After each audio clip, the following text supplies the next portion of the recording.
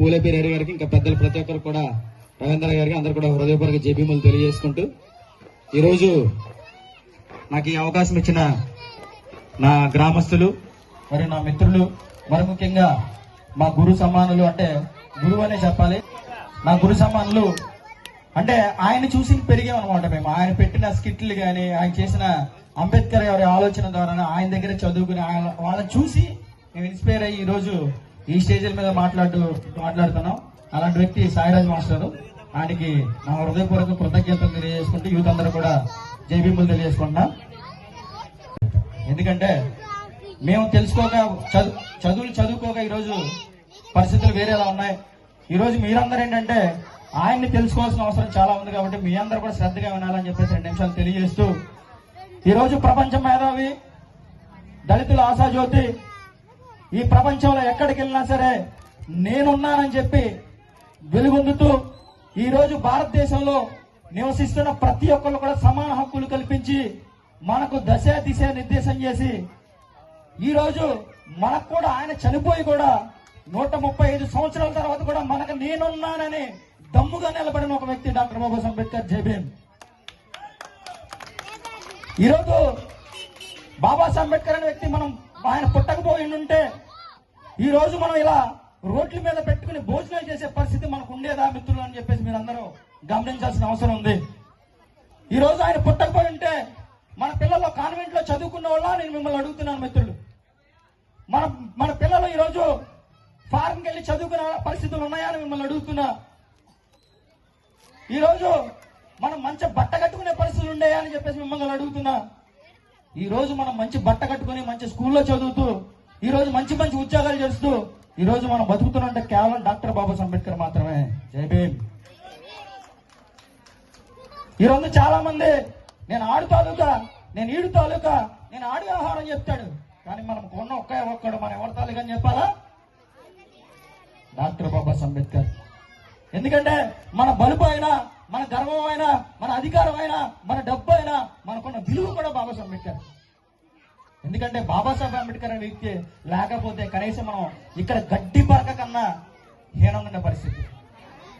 అంటే గతంలో ఒక దూడకి కటింగ్ చేయడానికి ఇష్టపడ్డాడు కానీ ఒక దళితుడికి కటింగ్ చేయని పరిస్థితుల్లో ఈ రోజు మనం లక్షల కార్లు వేసుకుని వేలు పెట్టి బంగారం పెట్టుకుని లక్షల డ్రెస్లు వేసి ఈ రోజు తిరుగుతున్నాం అంటే కేవలం ఒక మహానీయుడి దయ, కేవలం బాబాసాహెబ్ అంబేద్కర్. ఈరోజు మనం చాలా గట్టి పరిస్థితిలో ఉన్నాం. ఇందాక పెద్ద ఆయన రమేష్ అని చెప్పారు. ఈరోజు అలాంటి నాయకులు పుట్టబట్టే ఈరోజు వాళ్ళు చెప్పబట్టే ఈరోజు మన జాతిని కాపాడుకునే పరిస్థితి కొంచెమైనా ఉంది. గతంలో వాళ్ళు చేసిన పోరాటాల వల్లే ఈరోజు మనం హక్కులు కొన్ని అనుభవించగలుగుతున్నాం. కానీ ఇప్పుడు చూస్తున్న యూత్ని చూస్తే సినిమాలు, షికార్లు, ఆడెవరిదో ఫోటో వేసుకుని రఫా ఆడిచ్చేస్తాను ఒకడు, ఆడెవరిదో ఫోటో వేసేసుకుని ఆడతాను కానీ నేను, ఇంకోటి ఎవరిదో ఫోటో వేసుకుని మేము ఆడి ఫ్యాన్స్ పుష్ప అని ఒకడు చెప్తున్నారు. ఈరోజు మనకెవడైనా హీరో ఉన్నాడంటే, మనకెవడన్నా నిలబడి ఉన్నాడంటే ఆయన ఒక్కడే బాబాసాహెబ్ అంబేద్కర్. ఎందుకంటే ఏడా కొడుకు హీరో అన్నవాడు కూడా మనకి పిల్లలకి ఇబ్బంది అయితే చూడాల, మనకి బాధలు అయితే రాలా, కనీసం ఆడి మొహం కూడా తెలియని పరిస్థితి మనం. కానీ ఆడికి ఫ్యాన్స్ పెట్టేసి హీరోలు పెట్టి ఫ్లెక్స్లు చేస్తాం.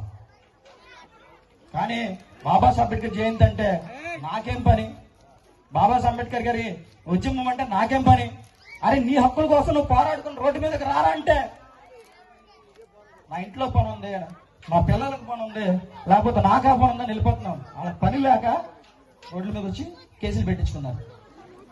వాళ్ళకి పని లేక రోడ్ల మీద కేసులు పెట్టించుకున్నారు. కానీ మనం ఏం చేస్తామంటే ఆ రోజు భోజనం చేసేసి లేకపోతే ఒక జెండా కట్టుకుని జై భీమ్ అనే వరకు తప్ప రోడ్డు మీదకి వచ్చి ఉద్యమాలు చేసే పరిస్థితి లేదు. కాబట్టి ఈ రోజు మాలల్ని రోడ్డు మీద పెట్టే పరిస్థితులు ఈరోజు చూస్తున్నాం. ఇప్పుడున్న నాయకులు రోడ్ల మీదకి వెళ్తారంటే అరెస్టులు చేసేసి నైట్ హౌస్ అరెస్టులు చేసే పరిస్థితులు ఉన్నాయి. దయచేసి మిత్రులారా, ఇదంతా ఆవేదనతో మాట్లాడతాం తప్ప ఇది వేరే నా పర్సనల్ ఇంటెన్షన్ కాదు. ఎందుకంటే మన యొక్క బుస్కుల్లో ముగిలిపోయి మన జాతికి జరిగే అన్యాయాన్ని మనం గుర్తించట్లేదు. దయచేసి మిత్రులందరూ గమనించాల్సిన విషయం ఏంటంటే ఈ రోజు మన జాతి చాలా దయనీయమైన పరిస్థితుల్లో, దుర్మార్గమైన పరిస్థితుల్లో ఈ రాష్ట్రాల్లో కానీ దేశంలో ఉంది. ఈ రోజు మీరు గుడికి వెళ్తే అన్న చెప్పినట్టు మీరు చర్చికి వెళ్తానంటే మీరు రిజర్వేషన్ క్యాన్సిల్ చేసేస్తున్నారు. అంటే ఓబీసీ రిజర్వేషన్ పెట్టాలి 10% అంటే 2% ఉన్న ప్రజలు 10% రిజర్వేషన్ అనుభవించవచ్చు. ఎస్సీగా ఉండి ఈ భారతదేశంలో దగ్గర 30-40% ఉన్న మనుషులు మాత్రం మనుషులుగా ఈ భారతదేశం గుర్తించదా అని నేను మిమ్మల్ని అందరూ అడుగుతున్నాను. ఇది మీ అందరికి ఎందుకు అర్థం కావట్లేదు, నాకు అర్థం కావట్లేదు. ఈ రోజు మనం గుడికి వెళ్తుంటే ఈ భారతదేశంలో మనిషికి సమాన హక్కు లేదా, స్వేచ్ఛ హక్కు లేదా, స్వతంత్రం లేదా, వాక్ స్వతంత్ర హక్కు లేదా నేను అడుగుతున్నా. దాన్ని ఎవడు ఎందుకు ప్రశ్నించాడు? అంటే అలాంటి మేధావులను సాయిరాజు మాస్టర్ అంటే మేధావులు రోడ్ల మీదకి వస్తే మనం ఇంట్లో కూర్చొని మన పిల్లలు చూసుకుంటే ఆడ లక్ చేస్తాడా అని చెప్పేసి అడుగుతున్నా. అంటే ఇది కుట్రపూరితంగా ఎస్సీల మీద జరిగే దాడి. ఒక బీసీ క్రిస్టియన్ అయితే వాడు కులం మారదు, ఒక బ్రాహ్మణుడు క్రిస్టియన్ మారితే కులం మారదు, ఒక రెడ్డి మారితే మారదు, ఒక ఓసీ మారితే మారదు. కానీ ఒక దళితుడు ఒక ఎస్సీ అతను గుడికెళ్తే తనకున్న హక్కులు పోతాయా మిత్రులని మిమ్మల్ని అడుగుతున్నా. దీని గురించి మనం ఎందుకు గడవట్లేదని మిమ్మల్ని అడుగుతున్నా. ఆలోచించాలి. అంటే ఒక దళితుడు గుడికెళ్తే వివక్షత అంటే ఈ భారతదేశంలో ఇంకా దళితుడు బతకడానికి అవకాశం లేదా అని మిమ్మల్ని అడుగుతున్నా.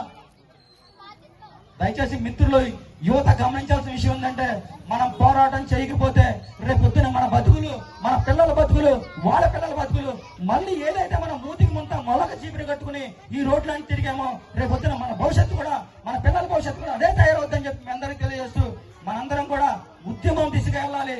బాబాసాహెబ్ పెట్టిన పోరాడితే పోయేదేం లేదు బానిస సంఖ్యలు అన్నాడు. ఆ బానిస సంఖ్యలు తెంచుకోవాలంటే పెద్దలు చూపించిన మార్గంలో మనందరం నడిచి మన హక్కుల కోసం పోరాడే అవసరం ఇప్పుడు చాలా ఏర్పడిందని చెప్పేసి మీ అందరూ తెలియజేస్తూ నేనైనా తప్పుగా మాట్లాడితే క్షమించాలని చెప్తున్నా. దయచేసి యూత్ కోటా చెప్తున్నా, చాలా ఫ్లెక్స్లు చూస్తున్నా.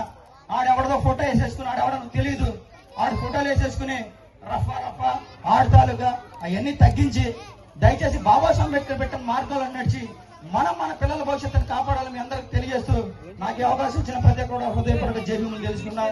జై భీమ్, జై